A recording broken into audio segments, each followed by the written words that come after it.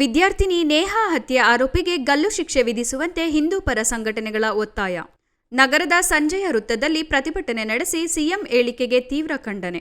ಬಳಿಕ ಜಿಲ್ಲಾಧಿಕಾರಿ ಕಚೇರಿವರೆಗೂ ಮೆರವಣಿಗೆ ನಡೆಸಿ ಹೆಚ್ಚುವರಿ ಜಿಲ್ಲಾಧಿಕಾರಿ ನಾಗರಾಜುರವರಿಗೆ ಮನವಿ ಸಲ್ಲಿಸಿದರು. ಜಾಗೃತಿ ಹಿಂದೂ ವೇದಿಕೆ, ಬಿಜೆಪಿ, ಎಬಿವಿಪಿ ಸೇರಿದಂತೆ ವಿದ್ಯಾರ್ಥಿಗಳು ಹಾಗೂ ಹಿಂದೂ ಪರ ಸಂಘಟನೆಗಳು ಭಾಗಿಯಾಗಿದ್ದರು.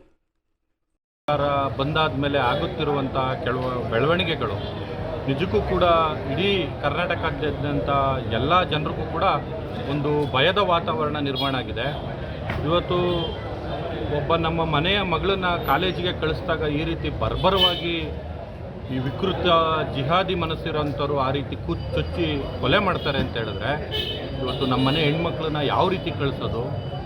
ಈ ಕರ್ನಾಟಕದಲ್ಲಿರುವಂಥ ಈ ಕಾಂಗ್ರೆಸ್ ಸರ್ಕಾರ ಬರೀ ತುಷ್ಟೀಕರಣದ ರಾಜಕಾರಣವನ್ನು ಮಾಡ್ಕೊಂಡು ಇವತ್ತು ಇಡೀ ರಾಜ್ಯದಲ್ಲಿ ಪ್ರತಿಯೊಬ್ಬ ಬಹುಸಂಖ್ಯಾತ ಹಿಂದೂಗಳ ಭಾವನೆಗೆ ಧಕ್ಕೆ ತರುವಂಥ ಕೆಲಸವನ್ನು ದರಿದ್ರ ಕಾಂಗ್ರೆಸ್ ಸರ್ಕಾರ ಮಾಡ್ತಾ ಇದೆ.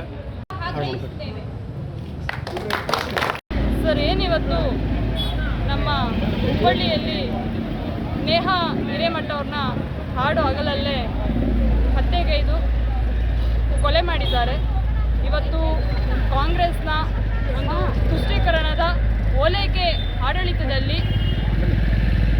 ಎಷ್ಟೆಲ್ಲ ಅಮಾಯಕ ಹಿಂದೂ ಹೆಣ್ಮಕ್ಳು ಇನ್ನೂ ಬಲಿಯಾಗಬೇಕು ಅಂತ ನಾನು ಮಾನ್ಯ ಮುಖ್ಯಮಂತ್ರಿಯಲ್ಲಿ ನಾನು ಸಂದರ್ಭದಲ್ಲಿ ಕೇಳಕ್ಕೆ ಬಯಸ್ತಾ ಇದ್ದೇನೆ. ಇವತ್ತು ಈ ಸಾವಿಗೆ ಮಾನ್ಯ ಮುಖ್ಯಮಂತ್ರಿಗಳು ಏನು ಹೇಳ್ತಾರೆ ಅಂದರೆ, ಇದೊಂದು ವೈಯಕ್ತಿಕ ಸಂಬಂಧ ಹಾಗೂ ಇದು ಒಂದು ಪರಸ್ಪರ ಪ್ರೀತಿಯ ಒಂದು ಕಾರಣ. ಅದಕ್ಕೆ ಹೇಳಿದೆ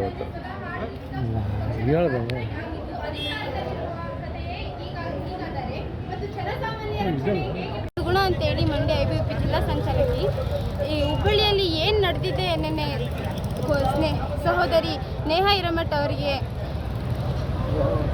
ಹತ್ಯೆ ಆಗಿದೆ. ಇದು ಕಾಶ್ಮೀರಲ್ಲಿ ನಡೆದಾಗ ಸುಳ್ಳು ಅಂತ ಹೇಳಿದರು, ಕೇರಳದಲ್ಲಿ ನಡೆದಾಗ ಕಟ್ಟು ಕತೆ ಅಂತ ಹೇಳಿದರು. ಇವಾಗ ನಮ್ಮ ರಾಜ್ಯದಲ್ಲೇ ನಡೆದಿದೆ. ಇದಕ್ಕೆ ಏನು ಹೇಳ್ತೀರಾ ಮಾನ್ಯ ಮುಖ್ಯಮಂತ್ರಿಗಳೇ? ಅದು ಇದು